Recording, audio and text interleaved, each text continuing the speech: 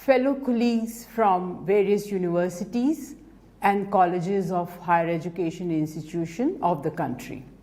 We welcome you to this sixth batch of the training program on NEP 2020 Professional Development Program. Thank you for registering in this batch and watching this Swayam Prabha live. Ye batch, sixth batch, has started from today and will continue till 16th of November. हम आशा करते हैं कि आप सब ने national education policy 2020 document पढ़ा होगा, जो विभिन्न भाषा में आपको मिल जाएगा इंटरनेट पे। आप सब ने रजिस्टर किया, उसमें ट्रेनिंग मॉड्यूल्स जो हैं 14 वो पढ़ लिए होंगे। Watch videos also, you will learn more about the national education policy. आज ये हमारा पहला लाइव स्वयं प्रभा प्रोग्राम है। इस दौरान, अगले 1 घंटे के दौरान, we have with us professor Santosh Panda, Director Stride, who has coordinated this whole online program, training program. Professor Panda was earlier chairperson of NCTE. He is a Fulbright scholar and headed many other organizations, had several articles, books published. You all can go and search internet, you will find and must read it. So today's topic of discussion will be NEP 2020 curriculum design, ICT and blended teaching learning. Welcome Professor Panda to this live session. Thank you Professor Parhar. Friends, आप सबका स्वागत है। Professor परहार भी director STRIDE रही हैं, director inter university consortium, जहां हम centre for online education कहते हैं, जिस वक्त हम बैठे हैं और यहां से लाइव कॉन्फ्रेंसिंग हो रही है। सेमका की भी डायरेक्टर रही है, Commonwealth education media centre for Asia, जो दिल्ली में है, कॉमनवेल्थ ऑफ लर्निंग की संस्था है, उसकी डायरेक्टर रही हैं। हम दोनों इस बात में चर्चा करेंगे। मैं पहले आपको थोड़ी सी प्रेजेंटेशन दूंगा, जिसके बेसिस पर फिर आप क्वेश्चंस भी लिखेंगे। आप यूट्यूब से देख रहे हैं, स्वयं प्रभा से देख रहे हैं, तो आप लोग लिखेंगे और उसकी हम लोग दोनों मिलकर चर्चा करेंगे। जितना हो सके आपके जवाब देंगे और जो चीज़ें नहीं हो सके तो उसको हम आगाह करेंगे कि ये चीज़ें पॉसिबिलिटीज़ हो सकता है। सो दोस्तों, आज हम इस बात पर बात करेंगे जो बहुत बड़ा मुद्दा है NEP का। तो आप जानते हैं कि हमारा मल्टीपल एंट्री एग्जिट होगा, प्रोग्राम मल्टीडिसिप्लिनरी होंगे, संस्था भी मल्टीडिसिप्लिनरी होंगे, संस्था विदेश में भी जा सकते हैं, विदेश के संस्था यहाँ भी आ सकते हैं, जिसके लिए प्रोसेस एकदम चालू हो गया है। और ख़ास करके हम लोग को करिकुलम बनाना, टेक्नोलॉजी यूज़ करना और उसमें ब्लेंडेड टीचिंग लर्निंग, क्योंकि आज की तारीख में एंटायर हायर एजुकेशन ब्लेंडेड है। आप 40% क्रेडिट स्वयं ऑनलाइन कोर्स से ले सकते हैं अगर चाहें तो, और 60% क्रेडिट्स आप क्लासरूम में पढ़ाएंगे। तो हुआ तो ब्लेंडेड, लेकिन कई तरह का ब्लेंडिंग हो सकता है, थोड़ी बहुत उसकी बात करेंगे।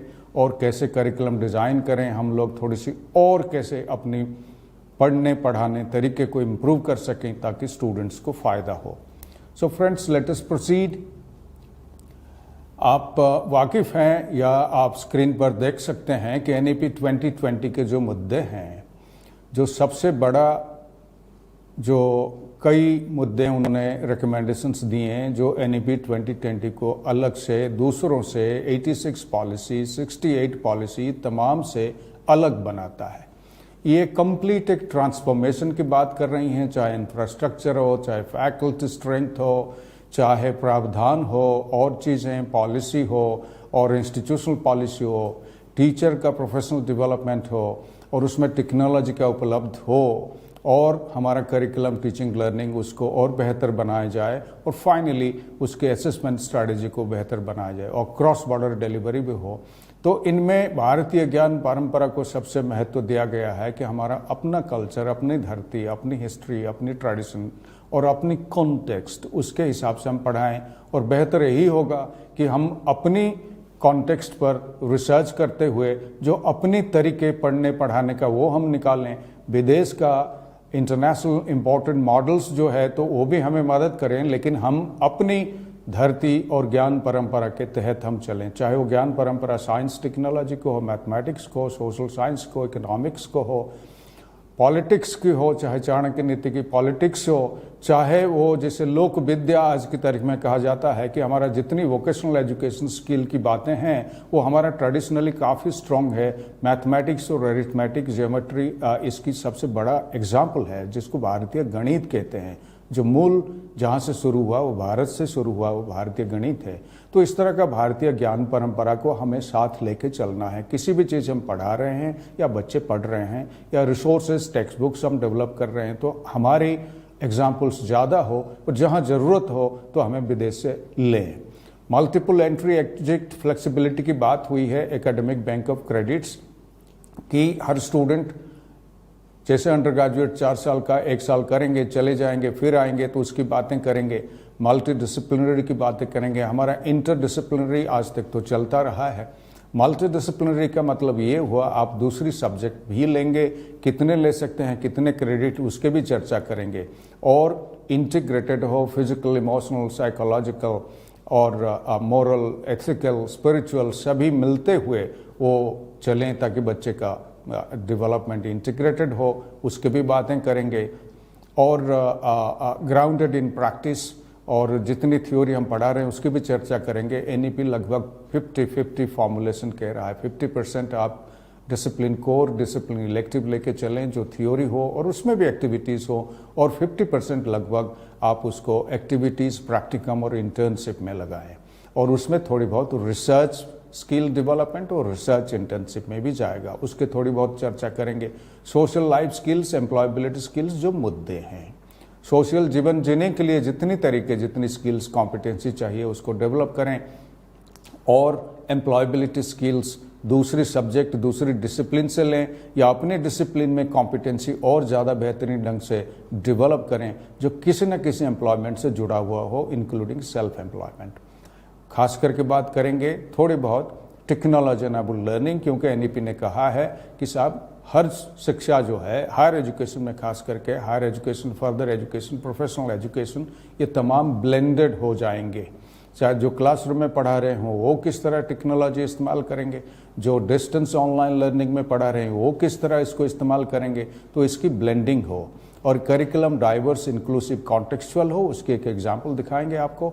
क्रॉस बॉर्डर एजुकेशन हो, हमारी संस्था और हमारे बच्चे विदेश जाएं, विदेश की संस्था हमारा आए, जिसके लिए पॉलिसी तो बन गया, तो उसके लिए एक प्रावधान, रेगुलेशंस बन रही हैं। और हाल ही में जैसे आपको जानकारी है गुजरात में प्रधानमंत्री जी उद्घाटन करते हुए तो कुछ स्पेशल एजुकेशन जोन, जैसे इकोनॉमिक जोन बनता है तो एजुकेशन जोन बना, जैसे बड़ौदा में बनी है, तो यहाँ दिल्ली के आसपास राई में राजीव गांधी एजुकेशन जोन बनी है, जिसमें काफ़ी सारे संस्थे और भी स्टेट्स में और सिटीज़ में ये भी हुआ होगा, बढ़ रहा है ये चीज़ें। तो पहली बार पहले तो हमारा ट्विनिंग प्रोग्राम था। ट्विनिंग प्रोग्राम मतलब जो बाप विदेश के संस्था आएंगे, हमारा किसी न किसी संस्था के साथ वो जोड़ेंगे तभी वो ऑफर कर पाएंगे कोर्सेज, और जो इंडिया का संस्था होगा वो फाइनल डिग्री देगा।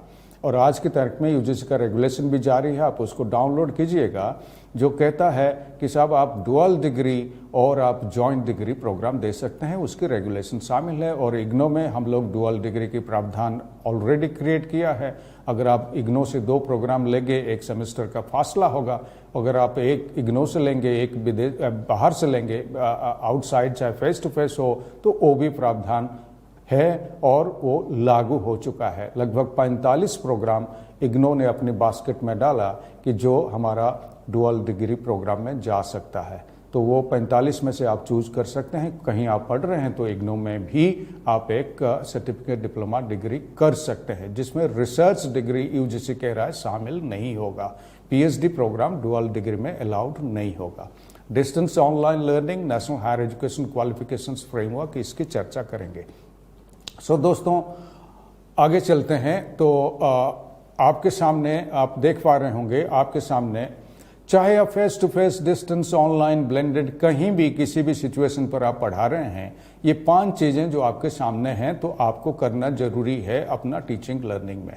पहला कि साहब आप जितनी चाहे फेस टू फेस पढ़ा रहे हो, करिकुलम दे रखा है, टेक्स्ट बुक प्रिस्क्राइब्ड है तो वहाँ तय करेंगे, और डिस्टेंस लर्निंग में रिसोर्स डेवलप करना पड़ेगा। ऑनलाइन में आप ओपन एजुकेशन रिसोर्स इस्तेमाल कर सकते हैं और ये तमाम पॉसिबिलिटीज़ हैं।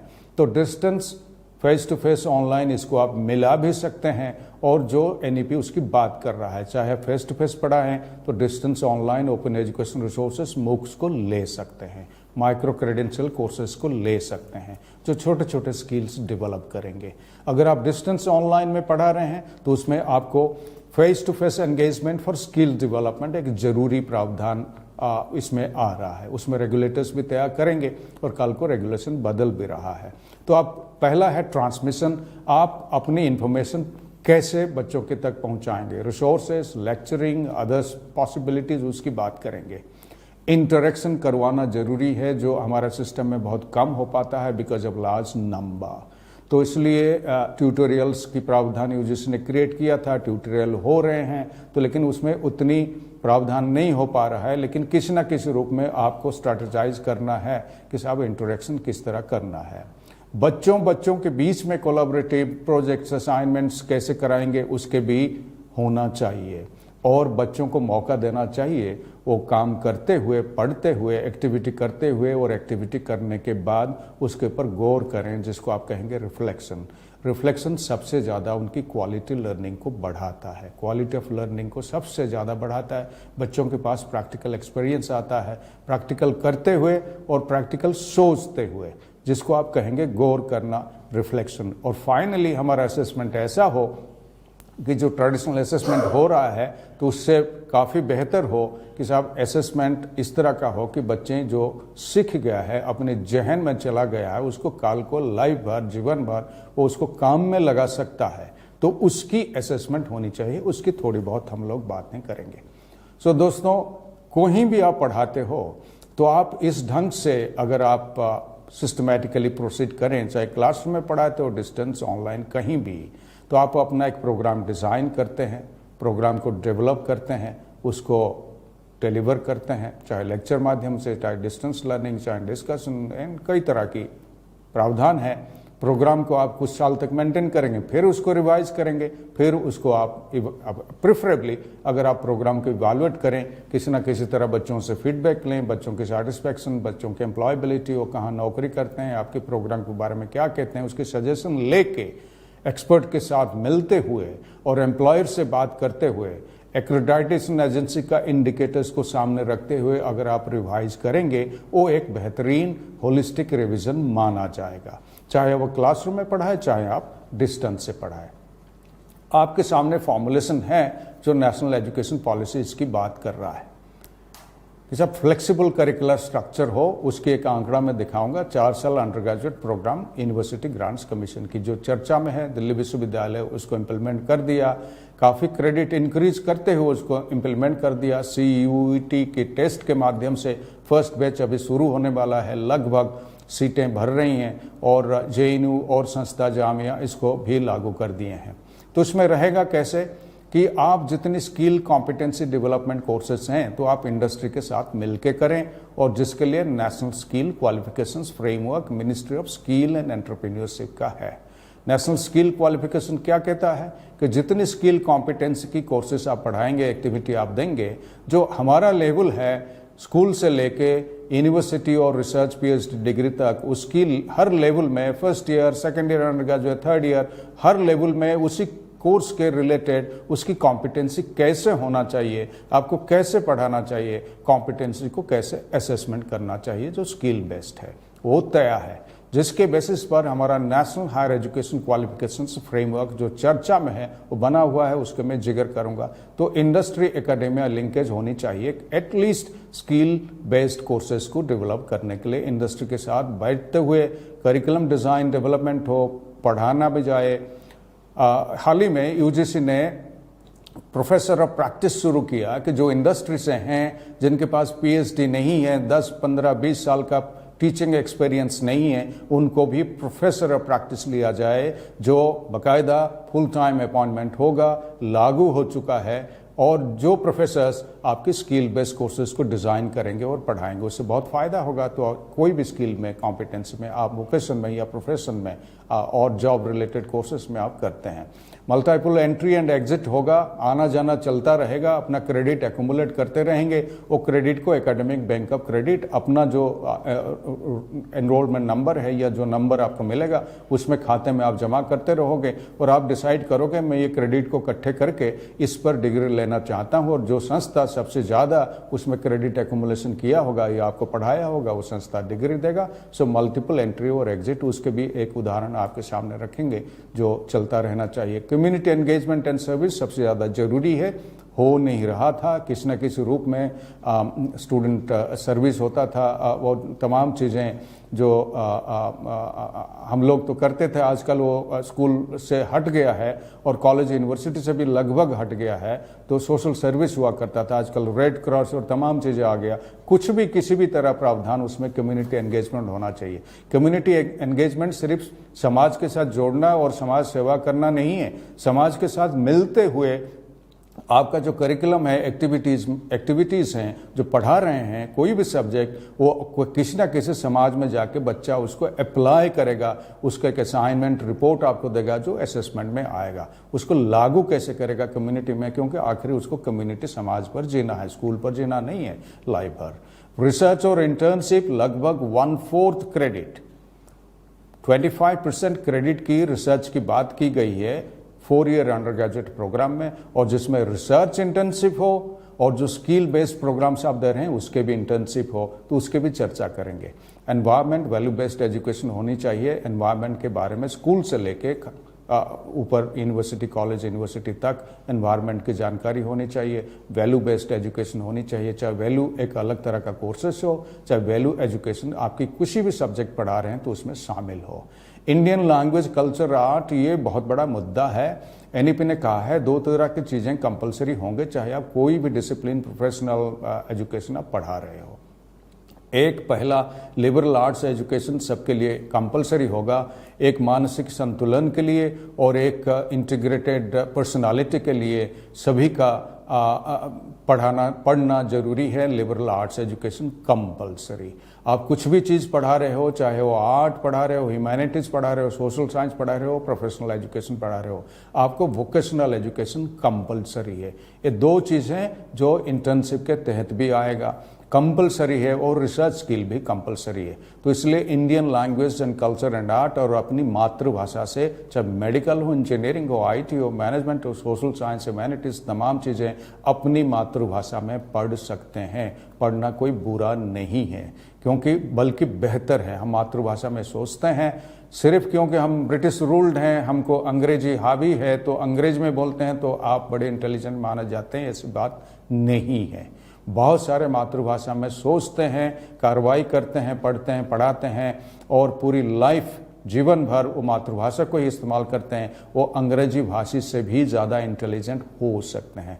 हमने एक ऑरा क्रिएट किया है कि सब जो अंग्रेजी में बोलेगा वही इंटेलिजेंट है, अंग्रेज को हम सुनेंगे और दूसरे को नहीं। ऐसी बात नहीं है, चीज़ें बदल रही है और बदलना चाहिए। जितनी जल्दी बदले उतनी अच्छा है। जर्मनी जर्मन से पढ़ाता है, फ्रेंच से पढ़ाता है, फ्रांस, और दूसरे रशियन से पढ़ाता है। तो हमारा हिंदी या मातृभाषा में क्यों नहीं पढ़ा सकते, चाहे वो संस्कृत उर्दू क्यों ना हो। स्किल बेस्ड कोर्सेज की मुद्दा है और मल्टी डिसिप्लिनरी की इसकी चर्चा करेंगे। सो दोस्तों, आपके सामने मैं बहुत जल्दी इसको ख़त्म करता हूँ, हम थोड़ा आगे और बढ़ेंगे। National higher education qualification framework, जैसे मैं कह रहा था आपको, तो नेशनल स्किल क्वालिफिकेशन फ्रेमवर्क जो स्किल कोर्सेज के ऊपर बेस्ड है, तो आपकी हायर एजुकेशन कोर्सेज भी नेशनल स्किल क्वालिफिकेशन फ्रेमवर्क के ऊपर ही बेस्ड है। कहने का मतलब है आपके पास 10 लेवल है, 5 से 10, जो बदल के इसी वक्त 4.5 से लेके 8 तक बन रही हैं। So 10 levels are being converted to 8 levels. उसकी लेवल की बात इस वक्त छोड़ दीजिएगा, लेवल और भी बदलता रहेगा। कहने का मतलब है आप फर्स्ट ईयर की 40 क्रेडिट करेंगे और सर्टिफिकेट लेंगे और चलेंगे काम में। काम करने के लिए थोड़ी बहुत ब्रिज कोर्स इंटर्नशिप आप करेंगे, काम में लग जाएंगे, जब मन करेगा तो आप वापस आएंगे, सेकेंड ईयर की 40 क्रेडिट्स करेंगे, डिप्लोमा ले जाएंगे, फिर वापस जाएंगे काम में, फिर वापस आएंगे, थर्ड ईयर कंप्लीट करेंगे, 120 बैचलर्स डिग्री ले जाएंगे, और अगर आपकी रिसर्च में इंटरेस्ट है तो आप फिर वापस आएंगे, फोर्थ ईयर में बैचलर्स इन रिसर्च या ऑनर्स इस वक्त तैयार करना पड़ेगा कि दिल्ली विश्वविद्यालय कैसे किया है और यूजीसी की चर्चा में है फाइनली क्या होगा, या वो बीए ऑनर्स होगा, बीएससी ऑनर्स, या वो बीए बीएससी बीकॉम रिसर्च उसको कहा जाएगा, जो 4 साल करने के बाद आप डायरेक्ट पीएचडी में जा सकते हैं। अगर आप 3 साल का अंडर ग्रेजुएट है 2 साल मास्टर्स कर सकते हैं, अगर 4 साल का है तो 2 साल मास्टर करेंगे तो फर्स्ट ईयर करने के बाद 40 क्रेडिट, हर साल 40 क्रेडिट कांस्टेंट रहेगा। पोस्ट का जो डिप्लोमा कहा जाएगा, सेकेंड ईयर कंप्लीट करेंगे मास्टर्स मिलेगा, जो 4 साल कंप्लीट किए होंगे उनको 1 साल मास्टर्स करना पड़ेगा और उनको मास्टर्स डिग्री मिलेगा, और डॉक्टरल डिग्री 3 to 6 years इस वक्त है, and women candidate, disabled candidate age on date 1 year more उनको मिलेगा, 6 से 7 साल में वो कर सकते हैं। क्वालिफिकेशन फ्रेमवर्क का मतलब क्या हुआ? 2 चीज़ें आपके सामने हैं कि graduate attributes learning outcomes, UGC में कोई नई बात नहीं है, जब चॉइस बेस्ड क्रेडिट सिस्टम शुरू हुआ तब graduate attribute learning outcome based learning की बातें हुई थी, वो एनईपी का मुद्दा नहीं है, उससे पहले भी ये चल रही थी जो चॉइस बेस्ड क्रेडिट सिस्टम शुरू हुआ। आप अगर चॉइस बेस्ड क्रेडिट सिस्टम लागू किए हैं, उसके एक एग्जाम्पल मैं आपको दिखाऊंगा, तो उसमें knowledge and skills, discipline, interdisciplinary उसकी क्रेडिट्स रहेंगे, और तमाम जेनरिक लर्निंग आउटकम्स आपका जो लिखा हुआ है, चाहे वो problem solving, critical thinking, creativity, communication, analytical thinking, digital literacy, leadership, environmental awareness, community engagement, इसमें आप अलग कोर्स दे सकते हैं जो मैं एग्जाम्पल दिखाऊंगा जो है। और जैसे critical thinking, problem solving, creativity, communication है, वो आप जो सब्जेक्ट पढ़ाते हैं उसी के माध्यम से, एक्टिविटी के माध्यम से आप करा सकते हैं, दूसरी कोर्सेज की जरूरत नहीं है। जैसे बच्चे जाके अलग अलग आईटी, कम्युनिकेशन और सब बहुत दुकान खुला हुआ है देश में, वहाँ से जाके करते हैं, जो पढ़ रहे हैं वो भी करते हैं, जो ग्रेजुएट हो गए वो भी करते हैं। आप देखेंगे गली गली में इसकी सब संस्था खुल गया है, जो चाहे पढ़ा पाए ना पढ़ा पाए, लेकिन पैसा देके जरूर करते हैं, क्योंकि एक सेटिस्फैक्शन होता है कि हमने कम्युनिकेशन, आईटी, ये तमाम स्किल में हासिल की है, कम से कम सर्टिफिकेट हमारे पास है, लेकिन वो स्किल डेवलप होना जरूरी है। So therefore friends, knowledge and skills and generic learning outcomes, उसको आप लेवल में ट्रांसलेट करेंगे तो उसमें क्या शामिल होगा? आपके करिकुलम में नॉलेज के बारे में हो, जिसको आप कंटेंट कहते हैं, स्किल्स कॉग्निटिव और टेक्निकल दोनों हो, मानसिक as well as hands on दोनों चीज हो, एप्लीकेशन जिसको आप करेंगे, और जेनरिक लर्निंग आउटकम जो ऊपर लिखा हुआ है, प्रॉब्लम सॉल्विंग, क्रिटिकल थिंकिंग, ये तमाम चीज़ शामिल हो, वैल्यूज हो और एम्प्लॉयबिलिटी स्किल्स हो। ये आपकी करिकुलम के मुद्दे हैं जो करिकुलम इस ढंग से बनेंगे। कैसे बनेंगे?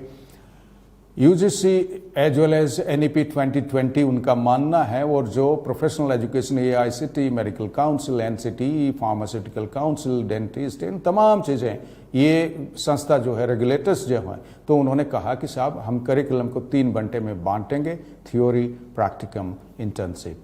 थ्योरी पढ़ाएंगे, डिसिप्लिन कोर, डिसिप्लिन इलेक्टिव्स, और दूसरी सब्जेक्ट का भी थोड़ी थोड़ी, कम्युनिटी, एनवायरनमेंट, इन तमाम का थोड़ी थोड़ी थ्योरी होगा, और ज़्यादा प्रैक्टिकम मीन्स एक्टिविटी और हैंड्स ऑन लेबोरेटरी और whatever, any kind of activity, और internship is compulsory. I must underline, internship is compulsory. Choice based credit system में आपकी कोर कोर्स हुआ करते थे, इलेक्टिव हुआ करते थे। कोर तो कंपलसरी है, डिसिप्लिन कोर, और इलेक्टिव दूसरा भी आपकी डिपार्टमेंट से वो कोर्स ले सकता है, और जेनरिक इलेक्टिव डिसिप्लिन सेंट्रिक हो सकता है, जेनरिक दूसरा ले सकता है, और फाउंडेशन कोर्स खास करके जो स्किल बेस्ड, स्किल ओरिएंटेड ज़्यादा है, तो दूसरी डिसिप्लिन की आपसे लेते थे।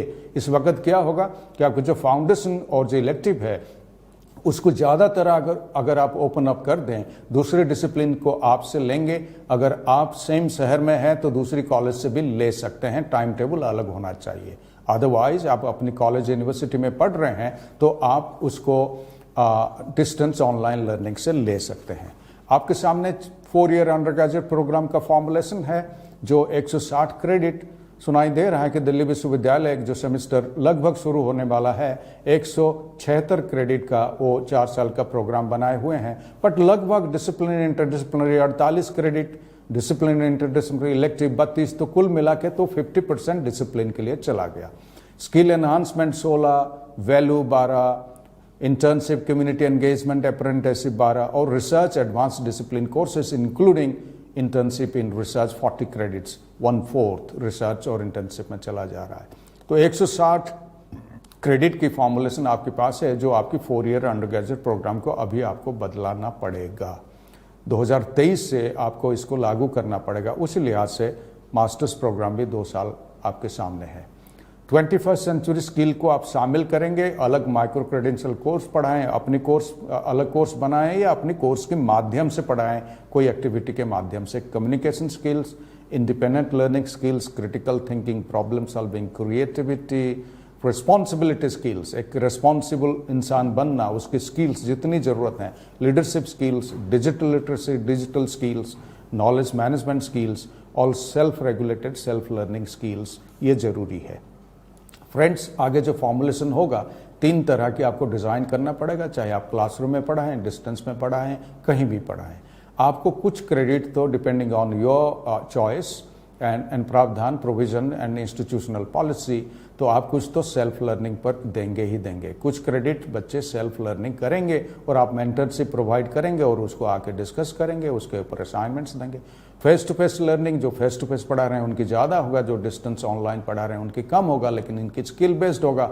आपकी लेक्चरिंग और तमाम चीज़ें होगा। हालांकि यूजीसी का 2018 रेगुलेशन कह रहा है लेक्चरिंग तो काफ़ी मिनिमम 40 आवर्स ए वीक जो फॉर्मुलेशन है तो काफ़ी हट गया है लेक्चरिंग के जगह। 2018 का रेगुलेशन देखिए, minimum qualifications for appointment as assistant professor, तो उसमें लगभग लेक्चरिंग हट के कहीं नीचे चला गया। तो उसमें कई तरह का एंगेजमेंट, डिस्कशन, प्रेजेंटेशन, सेमिनार, ये तमाम चीज़ें, मूक शो, ER, ये तमाम चीज़ें उसके सामने आ गया है। और ऑनलाइन कोलैबोरेटिव लर्निंग करना जरूरी है कि स्टूडेंट्स, बच्चे आपस में कोलैबोरेशन करें, कुछ ऑनलाइन कोलैबोरेटिव प्रोजेक्ट करें और जो टीचर हैं उसको मेंटरिंग सपोर्ट दें। ये फॉर्मुलेशन आपके सामने आ रहा है जिसको आपको बारीकी से ध्यान में रखिएगा।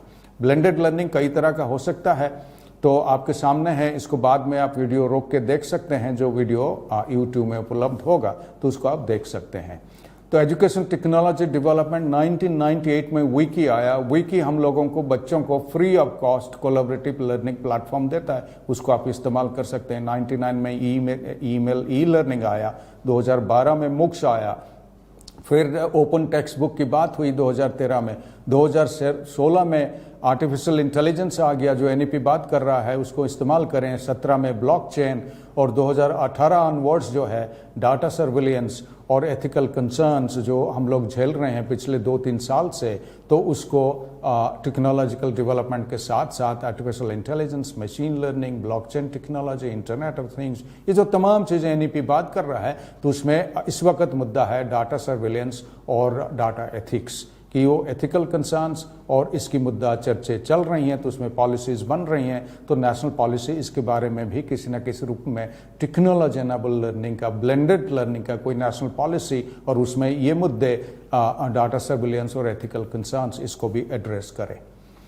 ओपन एजुकेशन की तरफ हम जा रहे हैं, चाहे आप क्लासरूम में पढ़ा रहे हो, फिर भी हम ओपन एजुकेशन रिसोर्सेज को इस्तेमाल कर सकते हैं, बच्चों को सेल्फ लर्निंग में दे सकते हैं। ओपन शेयरिंग हो सकता है, ओपन पेडागॉजी हो सकता है। बच्चों को कहेंगे ये जो टॉपिक है इसके बारे में आप लोग बनाइए, आप चर्चा करिए, उसमें मैं थोड़ी बहुत आपकी डिस्कशन में मदद करूंगा। बच्चे will develop themselves and they can sometimes do better than teachers, तो इसलिए वो ओपन पेडागॉजी में चला जाएगा। और कुल मिला के हम ओपन एजुकेशन प्रैक्टिसेस की तरफ जा रहे हैं इंटरनेशनली, तो देयरफॉर हमारा देश में हम पीछे रह नहीं सकते। करिकुलम में हम ओपन एजुकेशन रिसोर्स और प्रैक्टिस को यूज़ करना जरूरी हो गया है। OER पेडागॉजी आपके सामने है, आप उसको रिवाइज कर सकते हैं, रीमिक्स कर सकते हैं किसी का जो है, लेकिन उसको creative common C is copyright and C is copyright free in A way, creative common जिसको लीगली डिक्लेयर किया गया है। आप इसको एज इट इज रिटेन करेंगे, डिस्ट्रीब्यूट करेंगे, रीयूज करेंगे, रिवाइज कर सकते हैं, आप रीमिक्स कर सकते हैं, आधा उससे लिए आधा अपना जोड़ा, and so on and so forth. If you do so and your resources have to be declared under creative commons C, लेकिन ये इस्तेमाल आप जरूर कर सकते हैं। एक प्रोग्राम डिज़ाइन डेवलपमेंट की आपके सामने फॉर्मुलेशन है, बहुत सारे IITs, IIMs, IGNOU और बहुत सारे संस्था इसको कर रहे हैं। तो आप इसको अगर थोड़ी सी बारीकी से ध्यान से देखें कि साहब हम कोर्स डिज़ाइन करेंगे, 10 और करिकुलम पढ़ के अपने कोर्स बना लें, जिस तरह चल रहा था, या कई तरह का हम बच्चों का नीड्स एनालिसिस करें, वो नेशनल डेवलपमेंट, रीजनल डेवलपमेंट्स क्या है, हमारा man power human resource requirement क्या है, ग्लोबल डेवलपमेंट्स क्या है, एक्सपर्ट्स जो हैं वो भी क्या कह रहे हैं, मेरी डिसिप्लिन में किस तरह होना चाहिए, मेरी डिसिप्लिन नॉलेज स्ट्रक्चर क्या है, इसके ऊपर रिसर्च एंड डेवलपमेंट किस तरह का हो रही हैं, और खास करके भारतीय ज्ञान परंपरा इंडिजिनस नॉलेज बेस जो हमारा है उसको हम इस्तेमाल करेंगे, मेरी फैकल्टी के पास एक्सपर्टाइज है कि नहीं है, ये तमाम चीज़ें कम्युनिटी में कैसे काम में लगेगा, इन चीज़ों को सामने रखते हुए चाहे आप हिस्ट्री, पॉलिटिकल साइंस, सोशियोलॉजी पढ़ा रहे हैं या फिजिक्स, केमिस्ट्री, मैथमेटिक्स या इंजीनियरिंग, मेडिसिन पढ़ा रहे हैं, in fact health science, medicine, surgery, they themselves are based on context,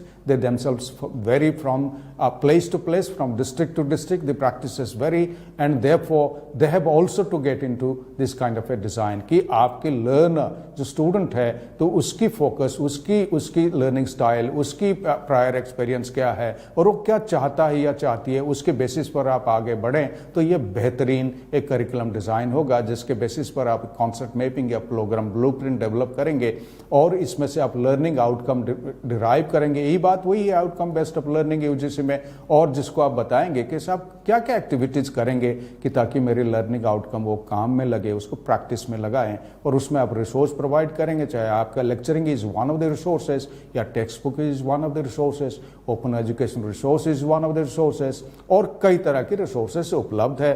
IGNOU का सारा मटेरियल्स आप free, you can our print and audio and video available in eGyan course. You can also take up and reuse those resources in your classroom, which many are doing. Then आप teaching learning strategy तय करेंगे, किस चीज़ को किस ढंग से पढ़ाएंगे, मैं एक फॉर्मुलेशन आपको दिखाऊंगा और आप इसको असेसमेंट कैसे करेंगे बच्चों को। 4 मुद्दे आपके सामने हैं जिनको आपको बताना पड़ेगा। अभी आपके नैक हो, नेशनल बोर्ड ऑफ एक्रेडिटेशन हो, कल को कोई है एम्प्लॉयर है, ये पूछते हैं कि साहब आपकी करिकुलम कैसा है, लर्निंग आउटकम कैसा है, मुझे बता दीजिए, आप बच्चों को क्या एक्टिविटी कराया और फाइनली आपने एसएस किस ढंग से किया, ये चीज़ें मुझे जोड़ के बता दीजिए। This is what is called an institutional portfolio.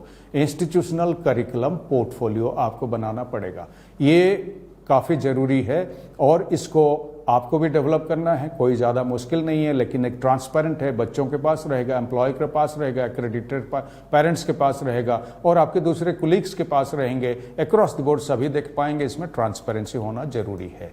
आपको तय करना पड़ेगा कि साहब हमने लर्निंग आउटकम बनाया, बच्चों को ये सीख पाएंगे, कर पाएंगे ये पढ़ने के बाद। This is what is called a learning outcome. तो लर्निंग आउटकम 1, क्या एक्टिविटी करेंगे, कैसे एसेस करेंगे।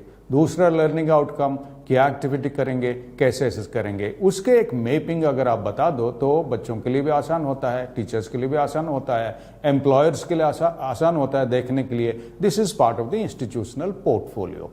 एक आपके सामने मैट्रिक्स है जिसको आप कंसिडर कर सकते हैं। ये अगर आप बना लेते हैं अपने कोर्स वाइज, क्योंकि आज की तारीख में और paper as a paper system रहा नहीं, यूजीसी का चॉइस बेस्ड क्रेडिट सिस्टम है। आपकी programme is divided into courses are divided into units are divided into topics.